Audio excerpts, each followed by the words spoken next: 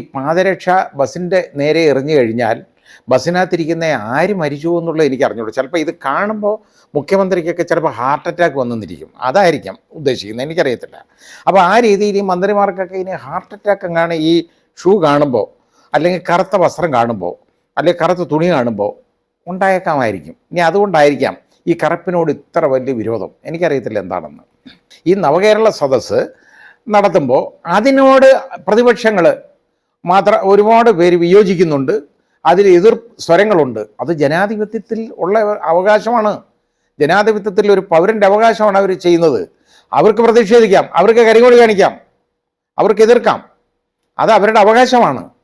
അപ്പോൾ ആ രീതിയിൽ പോകേണ്ടപ്പോൾ ആണ് ഈ രീതിയിൽ അവരെ എടുത്തിട്ട് വഴിയിലെടുത്തിട്ട് ചവിട്ടുക, അടിക്കുക. അത് പോലീസുകാരല്ല ചവിട്ടുന്നു അടിക്കുന്നതും, DYFIക്കാരാണ്, തെരുവ് ഗുണ്ടകളാണ് പോയി DYFIക്കാരെന്നുള്ള ഓമന പേരിൽ തെരുവ് ഗുണ്ടകളാണ് പോയി ചെടിച്ചട്ടിയൊക്കെ എടുത്ത് തലയിലടിക്കുകയാണ് ഓരോരുത്തൻ്റെയൊക്കെ. ഒന്ന് ആലോചിച്ച് നോക്കിക്കോളൂ. ഇങ്ങനെ ഇതാരെങ്കിലും ചെയ്യുന്ന ഒരു കാര്യമാണോ? എന്നിട്ട് അതിനെ ന്യായീകരിക്കുക കേട്ടോ. വളരെ ഏറ്റവും നല്ല ജനരക്ഷാ പ്രവർത്തനമാണ് നടത്തിയിട്ടുള്ളത്. അത് ഇനിയും തുടരണം എന്നുള്ളതാണ് ഈ ജനരക്ഷ. ഇപ്പം ജനരക്ഷ ഇങ്ങനെ തുടർന്നുകൊണ്ടിരിക്കുക. അവിടെ ഇങ്ങോട്ട് യാത്ര ചെയ്യുന്നത് കണ്ണൂർ മുതൽ ഇങ്ങോട്ട് ഇപ്പോൾ ജനരക്ഷ എത്ര എണ്ണം ആയി കഴിഞ്ഞെന്നറിയാമോ? ഒരുപാട് പേരെ അടിച്ച് നട്ടലൊടിച്ചു, ഒരുപാട് പേരെ അടിച്ച് പരിക്കേൽപ്പിച്ചു. ആശുപത്രിയിൽ എത്രയോ ചെറുപ്പക്കാർ ആശുപത്രിയിലായി. ഇത് അവർ ചെയ്ത കുഴപ്പം എന്താണ്? അവരിതുമായിട്ട് വിയോജിക്കുന്നു. ഇതാണ് പ്രശ്നം. അപ്പോൾ ഇത് ഒരിക്കലും നമ്മുടെ സംസ്ഥാനത്തിന് ഭൂഷണമല്ല. ഇതൊരിക്കലും ഗവൺമെൻറ്റിൻ്റെ ഭാഗത്തു നിന്നുണ്ടാവാൻ പാടില്ലാത്തൊരു കാര്യമാണ്. ഇത് മുഖ്യമന്ത്രിക്ക് നിർത്താൻ വയ്യാത്തത് കൊണ്ടാണോ DYFIക്കാർ? മുഖ്യമന്ത്രി ഒരു ചെറുവിരൽ അനക്കിയാൽ DYFIക്കാരെന്ന് പറയുന്ന വർഗം ഇറങ്ങുമോ? ഇല്ലല്ലോ. അവർ അനങ്ങാതിരിക്കത്തില്ലേ? അത് SFIക്കാർ അടങ്ങിയിരിക്കത്തില്ലേ? അപ്പോൾ ഇവരെയൊന്ന് കൺട്രോൾ ചെയ്യാൻ വയ്യെങ്കിൽ ഇവർ ഈ പോസ്റ്റിൽ നിന്ന് താഴെ ഇറങ്ങണം. ഇവർ പിന്നെ മാർക്സിസ്റ്റ് പാർട്ടിയുടെ നേതാക്കളെന്ന് പറയുന്നതിൽ എന്താ അർത്ഥം? അവർക്ക് ഈ അണികളെ നിയന്ത്രിക്കാൻ ഞങ്ങൾ ചെയ്തതല്ല, ഞങ്ങൾ പറഞ്ഞാൽ ഇവർ കേൾക്കുകയല്ല എന്നുള്ള ഒരു സ്റ്റാൻഡാണ് എടുക്കാൻ പോകുന്നതെന്നുണ്ടെങ്കിൽ ഇവരിതിന് യോഗ്യരല്ല അതിൻ്റെ തലപ്പത്തിരിക്കാൻ എന്നവർ കരുതണം. ഇത് തെരുവിൽ ഇറക്കി വിട്ടിട്ട് ഗവർണർ വരെ ആക്രമിക്കാനുള്ള ശ്രമം, അവസാനം ഗവർണർ കാറിൽ നിന്ന് ഇറങ്ങേണ്ടതായിട്ട് വന്നു. ഈ DYFI എന്ന് പറയുന്ന പ്രസ്ഥാനം ചിന്തിക്കണം, അവർ ഇതിനുള്ളതാണോ? അതായത് അവർ വെറും ഗുണ്ടകളായിട്ട് അധപ്പതിക്കാനുള്ളവരാണോ, അതോ ഭരിക്കുന്ന ഒരു പാർട്ടിയുടെ യഥാർത്ഥ യോജന വിഭാഗം തന്നെയാണോ എന്നവരെ ചിന്തിക്കണം. അപ്പോൾ ഇവർക്ക് ക്ലീൻ, അതായത് ഇതും ചുറ്റും കൊടുത്തിട്ട് അതുപോലെ ബ്ലാങ്ക് ചെക്കും കൊടുത്തങ്ങ് ഇറക്കി വിട്ടേക്കുക റോഡിലേക്ക്. കാരണം ഒരു കുഴപ്പമില്ല, നിങ്ങൾ എന്ത് ചെയ്താലും ആരെ എടുത്തിട്ട് അടിച്ചാലും അത് സമാധാനപരമായ കേട്ടോ ജനക്ഷേമ പ്രവർത്തനം, അത് മാത്രമല്ല ജനരക്ഷ, അതായത് പരമായ രക്ഷാപ്രവർത്തനമാണ് അതാണ് നടക്കുന്നത് കേട്ടോ. അത് ആ രീതിയിലുള്ള സമാധാനപരമെന്ന് മാത്രമല്ല, അത് എല്ലാവരും അംഗീകരിക്കേണ്ടതായിട്ടുള്ളൊരു കാര്യമാണ്.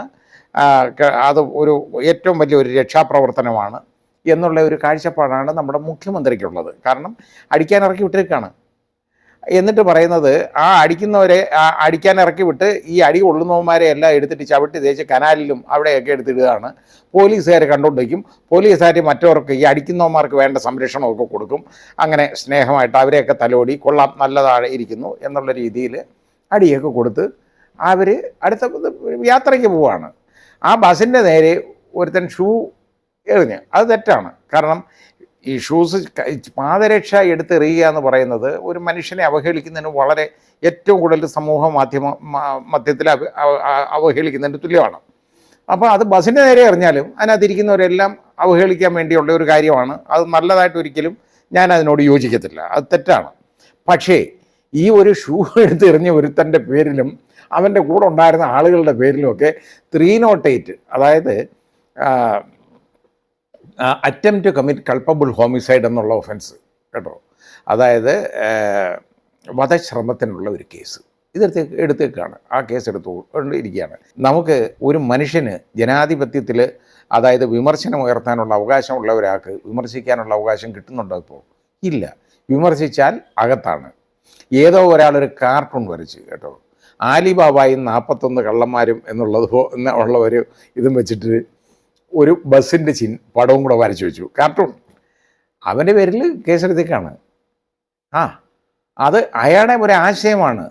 അയാൾ ആ ആശയത്തിന് അയാളുടെ പേര് കേസെടുക്കുക എന്നൊക്കെ പറയുന്നത് കേട്ടുകേൾവി ഇല്ലാത്ത ഒരു നടപടിയാണ്. ഇത് ആളുകൾക്ക് ആയിക്കൂടെ? ഇവരൊക്കെ എന്താ രാജാക്കന്മാരാണോ? ഇവർ രാജാക്കന്മാരല്ല എന്നും ഇവിടുത്തെ പൊതുജനങ്ങൾ പ്രജകളല്ലെന്നും അവർ തിരിച്ചറിയണം. എന്നും പ്രജകളും എന്നുള്ള കാലം കഴിഞ്ഞുപോയി. രാജഭരണം അല്ല ഇപ്പോൾ ജനാധിപത്യം എന്ന് നമ്മൾ പറയും. ആ പേര് മാത്രമേ പറയുന്നുള്ളൂ. ഇവിടെ ജനാധിപത്യമൊന്നുമില്ല. ഇവിടെ അധിപൻ എന്ന് പറയുന്ന ജനങ്ങളാണ് ഇവിടുത്തെ ഏറ്റവും പരമാധികാരി എന്ന് പറയുന്നത്.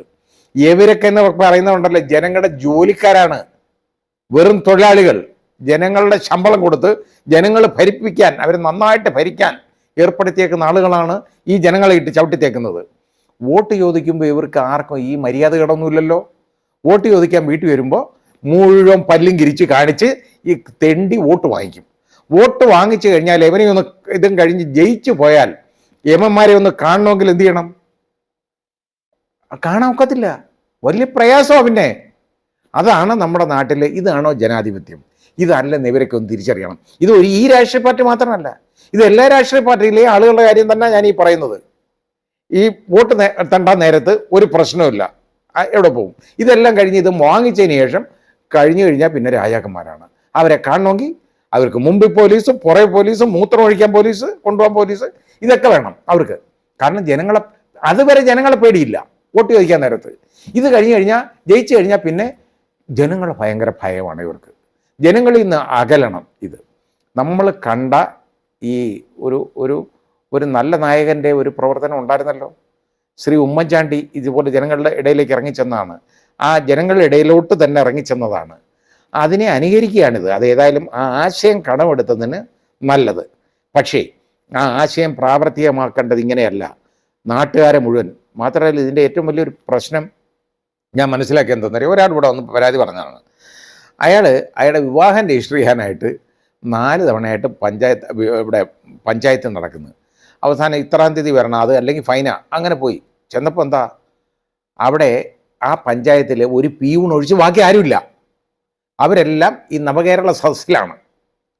ഇതേപോലെ എല്ലാ ഗവൺമെൻറ് ഓഫീസുകളും, ഇവിടുത്തെ സ്കൂളുകൾക്ക് മുഴുവൻ അവധി കൊടുത്തല്ലോ.